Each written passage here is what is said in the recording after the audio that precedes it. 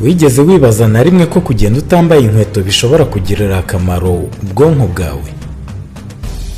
Hari benshi batekereza ko bireba bagumanye imico ya kera gusa, ndetse hakaba n'ababyita ko ari ubusirimu buke cyangwa ubuturage. Ariko hari igitabo kizwi cyane cyitwa Earthing cyanditswe na Clinton Ober na Stephen T. Sinatra, kivuga ko guhuza uruhu n'ubutaka, ibyatsi cyangwa umucanga bishobora kugabanya stress, bigatuma ubwonko bukora neza ndetse bikongera ubushobozi bwo kwibuka no gutekereza neza. Ariko se koko ibi ni siyansi ifatika cyangwa ni imyemerere isanzwe? Muri iki kiganiro tugiye kureba neza uko kugenda utambaye inkweto bishobora kugira ingaruka ku bwonko, byaba mu bushobozi bwo kwibuka, kongera ubwenge, koroshya imiyoboro y'ubwonko, kugabanya stress no gufasha gutekereza neza. Turanarebera hamwe uburyo twagarura uyu muco mu buzima bwacu muri iki gihe cy'iterambere. Niba rero ukunda ibiganiro bigufasha kumenya byinshi ku buzima bwawe n'uburyo wakwiyitaho, ntiwibagirwe gukanda kuri subscribe niba utarabikora, uduhe kandi like, utwereke ko udushyigikiye, ubundi usangize abandi iki kiganiro kuko bidufasha kubagezaho n'ibindi biganiro byiza kurushaho.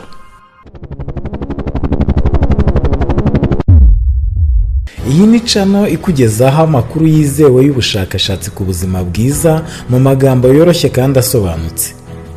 Mu kiganiro cy'uyu munsi twabasomeye igitabo cy'ubushakashatsi buvuga ku kintu bamwe bafata nk'ubusirimu buke cyangwa ubuturage. Mu yandi magambo, ubushakashatsi bwasanze kugenda utambaye inkweto bishobora kugira ingaruka nziza ku bwonko. Reka twinjire mu gice cya mbere dusobanukirwe neza uko ibi byose bitangira n'impamvu guhuza ibirenge n'ubutaka byagira uruhare rukomeye ku bwonko bwacu. Akamaro ko kugenda utambaye inkweto ku bwonko ni kenshi kandi gahambaye. Akamaro ka mbere ni ako kongera ubushobozi bwo kwibuka. Ibi byongera ubushobozi bwo kwibuka bitewe n'uko hippocampus, igice cy'ubwonko gishinzwe kubika amakuru, gikora cyane mu gukurikirana aho uri, bikongera ubushobozi bwo kubika amakuru y'igihe kirekire.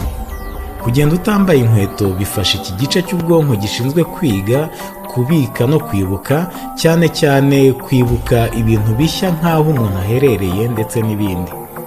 Ubushakashatsi bwa 2026 bwerekana ko ibimenyetso ibirenge bikurura ku butaka bikangura BDNF, poroteyine ifasha uturemangingo tw'ubwonko gukura, gukomera no gukora neza, bityo bigafasha kwiga no kwibuka. Iki kikaba ikindi kintu cy'ingenzi mu gufasha ubwenge. Uko umubiri wacu wibuka aho uri, niko ubwenge bushobora kubika neza amakuru y'igihe kirekire. Ibyo rero biteza imbere ubwenge bw'ugenda n'ibirenge. Akamaro ka kabiri ni ako gukangura ubwenge buyobora. Ubushakashatsi bwerekana ko guhuza uruhu n'ubutaka bugiye butandukanye bituma ubwonko bukora neza, bigatuma gutekereza no gufata ibyemezo bikora neza. Burya guhora wambaye inkweto bikora nk'urukuta ruvana umuntu ku marangamutima ye kamere, bikagabanya imikorere y'uturemangingo hafi 200,000 tuba mu birenge. Ubusanzwe uko utwo turemangingo duhujwe n'ubutaka, habaho kwiyongera k'ubushobozi guhita kuzamuka mu mikorere y'ubwonko. Ubu bwiyongere bw'ibimenyetso by'amarangamutima buzana ubwenge mu gice cy'imbere cy'ubwonko bita prefrontal cortex, gishinzwe gutekereza neza, gufata ibyemezo, kugenzura imyitwarire no gutegura ibikorwa by'ejo hazaza mu buzima, bigategura rero inzira zo guhindura imitekerereze.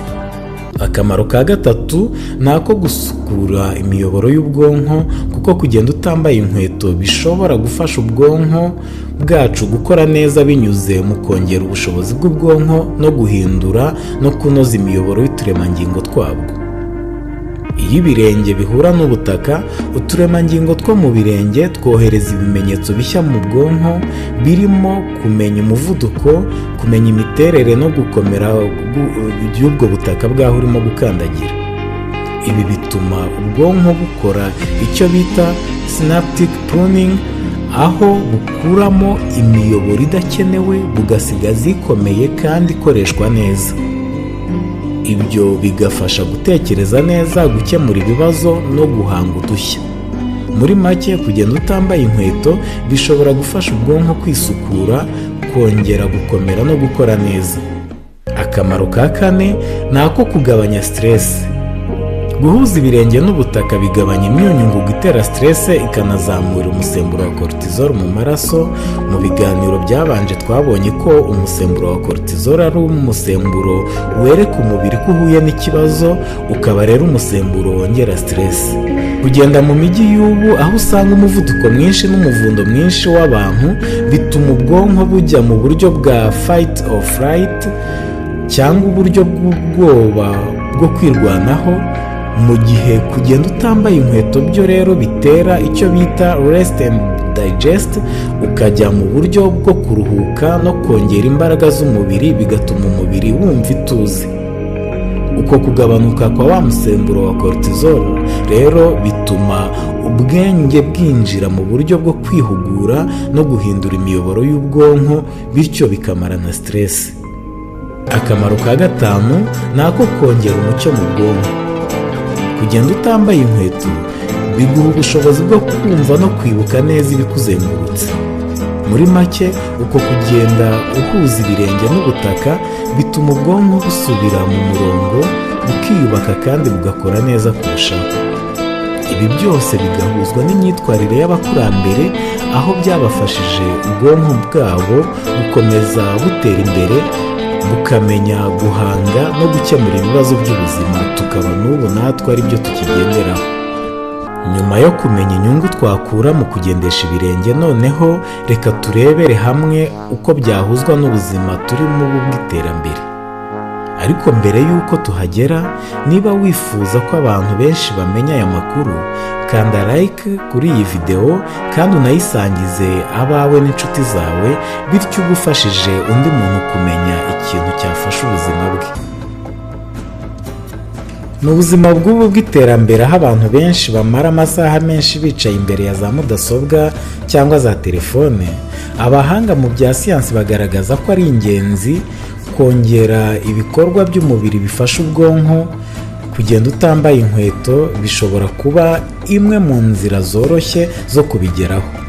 Dore uburyo 5 wabishyira muri gahunda zawe za buri munsi.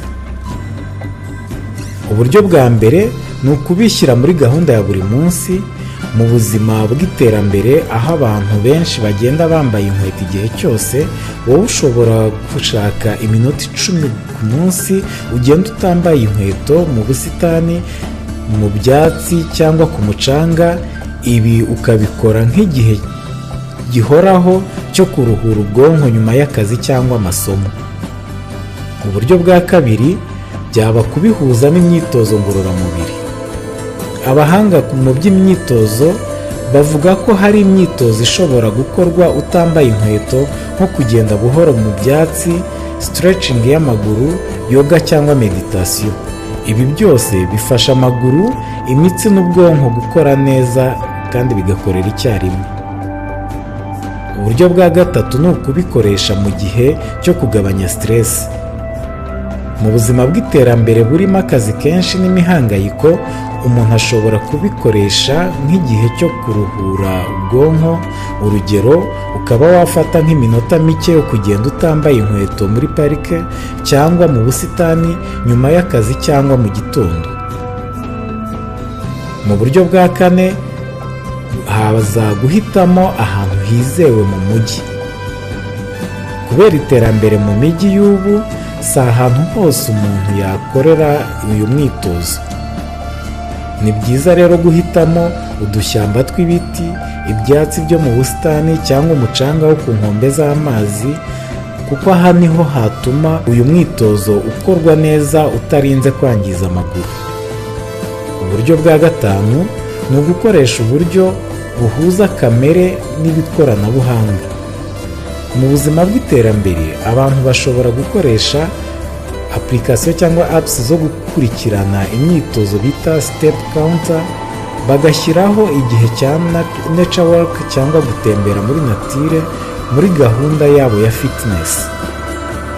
Mu magambo make, mu gihe cy'iterambere turimo, kugenda utambaye inkweto bishobora gushyirwa muri gahunda ya buri munsi nk'imyitozo ngororamubiri, uburyo bwo kugabanya stress, cyangwa igihe cyo kuruhura ubwonko, igihe bikozwe ahantu hizewe kandi mu gihe gito giteganyijwe.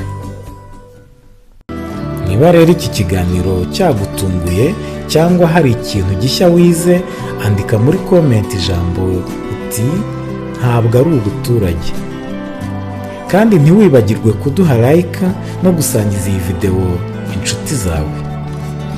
Mu kiganiro cy'ubutaha tuzaganira noneho ku kamaro k'ubuzima muri rusange ko gukora kenshi siporo yo kugenda n'amaguru. Murakoze cyane rero kubana natwe muri iki kiganiro, naho ubutaha turabakunda kandi tubifuriza kugira ubuzima bwiza.